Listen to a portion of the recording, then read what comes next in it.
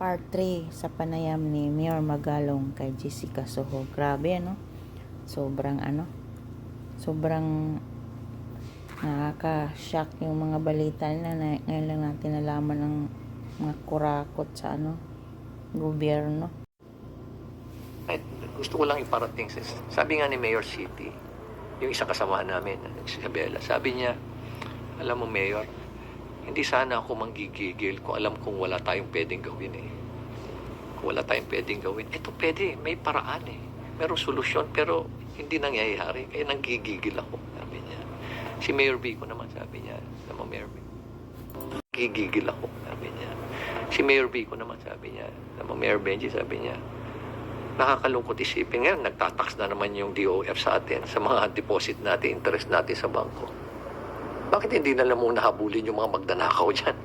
Diba? Mas malaki pa yung marirecover nila. Nagtatax sila to generate revenue.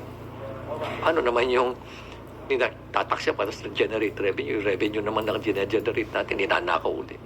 Unahin muna nila yung mga magnanakaw dyan. Hindi ho mahirap ang Pilipinas, no? Sa laki po ng ninanakaw, ng kinukurakot, hindi mahirap ang Pilipinas, Mayor. Yeah, mga 20% of the total budget. And we did tinignan nga namin yung budget eh. Tinignan namin, ni-review namin. Nag-drill down kami, kasama namin yung grupo ng coalition, National Budget Coalition. Ito yung mga bata to na nagtrabaho sa finance, sa DBM. Nakita nila kung paano talaga minanipulate, minassacre yung 2025 budget. And previous budget, dahan-dahan nila minanipulate para lang talagang masatisfy yung ilalagay nilang mga insertions at yung mga pork barrels. Grabe talaga. Pag pinakita namin sa iyo, ako nga, pag nagsasalita ako sa mga iba't ibang mga organizations na imbita ako, pagkatapos ko magsalita, umiiyak yung mga tao. Umiiyak sila because the feeling of helplessness and hopelessness. At yung feeling nagigil sila na ganyan na pala. If you show them the numbers, pag pinakita mo yung numbers kung magkano at ninakaw katapos ano magagawa ng itong numbers na to? You can build 4,754 classroom school buildings at 50 million. You can build 474 hospitals. Sa Katsay pa lang yan, or 95,000 classrooms. Doon sa ninakaw nila lang sa Katsay. Isipin mo, every year nag-iisip kami, paano na naman ito? Sa kulang na naman ng classroom, kulang na naman upuan, sira-sira na ng upuan. Ayusin na naman namin yung mga school buildings. Kawawa na naman itong mga estudyante. Yung pala, pinagbubulsa lang ng mga korap na politiko at itong mga korap na bureaucrats, itong mga government officials. Ang gigigil ka talaga. Ngayon po, nandito na ho tayo sa puntong ito na naglalabasan na po yung mga napakarami palang kaso ng kurakot. And I think you were part of that build-up, Mayor. Anong pakiramdam niyo ho? Well, sort of redemption. Alam mo kasi, Jessica, nung una, walang naniniwala eh. No? Binabanatan ako. I was subjected to character demolition, lalo na nung election. Ay, grabe. Grabe yung pinalabas nila na ako pa yung kurap. Kay may Magalong yan, kay Magalong yung mga buildings doon, pati yung mga, ano mga hotels doon, pati mga famous na restaurant, kay Magalong yan, pati taxi ka. Alam mo, I spent half of my time sa mga caucuses spent explaining the lies. At nakakalungkot isipin. And then I had the chance to talk to distinguished personalities, businessmen at mga religious sector. And nagsabi ako tungkol doon sa hinanakit ko na yung lies, yung mga kasinungalingan, ikinakalat. Alam mo, sabi nila sa akin, Mayor, dapat masanay ka. Dahil, election ngayon eh. Ganyan naman talaga ang eleksyon. 6 years ka ng mayor, dapat sanay ka na sa ganyan. Kulat ako sa sagot nila. Ganun ba? Sabi ko. So, lahat tayo rito, naniniwala naman tayo kay Jesus Christ. So, yan pala ang turo ni Jesus Christ sa atin. Pagdating sa election, suspended muna ang righteousness at ethical leadership. Sige, magsiraan kayo. Pagkatapos ng election, resume na uli natin. Tama na, resume uli natin. Yan man tinuro sa atin. Kaya hindi na sila umimik sa akin. Kulang na lang sabihin ko, nabili kayo. Hanggang saan po kaya madadala itong laban na ito, Mayor? Well, mabigat na laban ito. It's challenging, extremely challenging, and at the same time, dangerous as well. Of course, I fear for the safety of my family. Not so much sa akin. Galing naman tayo sa ganyan, sa gera. No? I have been subjected to a lot of threats. Pero yung family ko nasasakay. Alam mo ba na, Juan, kung minsan natatawa nga ako na parang di ba pag sumakay ka sa aeroplano, bigla ka magsasabi na yung stewardess, sabi niya, oh, you have to buckle up. Ito yung procedure, di ba? Pati pag-wear ng mask, pati yung Juan. Ganun din ako. Pag sumakay yung misis ko, mami, pag may putok diyan, oh, nandito yung vest ko, itakip mo agad, tatakip ko sa iyo yan.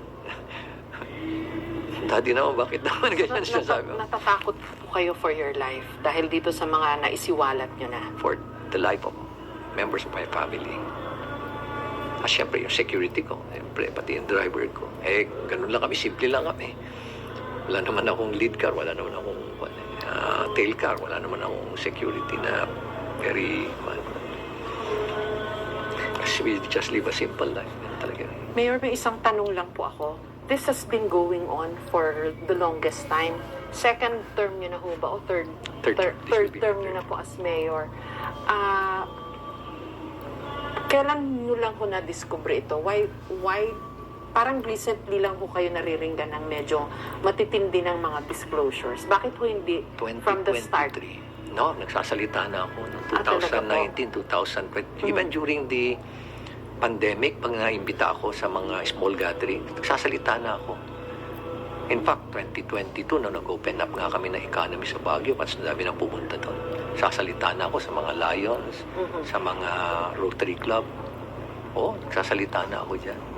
So matagal na ho pala. Oo, itong laban na ito matagal na. But you needed this organization po siguro no, to institutionalize the fight. Ganun po ba? Kailangan. Ganun. Kailangan meron kang, it's alliance building, coalition building. At we're hoping na yung mayors for good governance, sa sector lang yan, mga mayors lang. Magka-create din ng governors for good governance. Meron din farmers for good governance, youth for good governance, at meron din mga subsector niya. Meron din sanang media for good governance, or paano, no? Meron din clergies for good governance, kaya nagpupo sila, no? So hopefully this is going to be a movement that will continue. Basically a movement. And then hopefully if we will be able to create the critical mass, then we can probably consolidate and then come up with the F4GG, Filipinos for Good Governance. Yun na yun. Malakas na kami na i-demand na magpakabuti na kayo. Magpakatino na kayo. Doon po sa mga napapagod na maging Pilipino, doon po sa mga nagugutom, doon sa mga nagkakasakit, sa mahirap na hirap sa buhay, lumalaban naman ng patas pero hindi nagbabago po yung buhay nila. Tapos, merong ganitong mga naisisiwalat nyo po ngayon at saka yung iba rin pong nagbubuking na ng mga kurakot. Ano po kayang gusto nyong sabihin sa kanila? Well, gusto ko lang sabihin sa kanila na walang short-term solution dito sa fight against corruption. There's only a long-term solution. And that is, we're going to start it with the young people. Educate them, educate the voters. Because at the end of the day, yung good governance and in this fight against corruption, it always starts with choosing the right leaders. Dapat matuto ng Pilipino na mamili ng tamang leaders. Kasalanan din natin na pinakitaan lang tayo ng pera. Nakalimutan na natin lahat yung kasalanan ng politiko. Sa totoo lang, you cannot blame just simply the other side. We also have to blame ourselves. Kaya nga, in the same manner na kami rin sa kaming mga politiko rin, nagkulang din kami. Diba? Marami kami hindi nagsasalita sa amin kasi nakikinabang kami. Kaya nga lagi kong binabanggit yung MAP. Diba? MAP. Kaya tulad yung tinanong mo sa akin, bakit ko konti lang nag-participate o kaya sumasama sa movement. Maraming matituno na hindi makasama sa movement because of several factors. Pero marami rin na ayaw sumama sa amin dahil because of the MAP. Masarap ang posisyon, masarap ang power, at higit sa lahat, masarap ang pera. Sakit pakinggan, Mayor.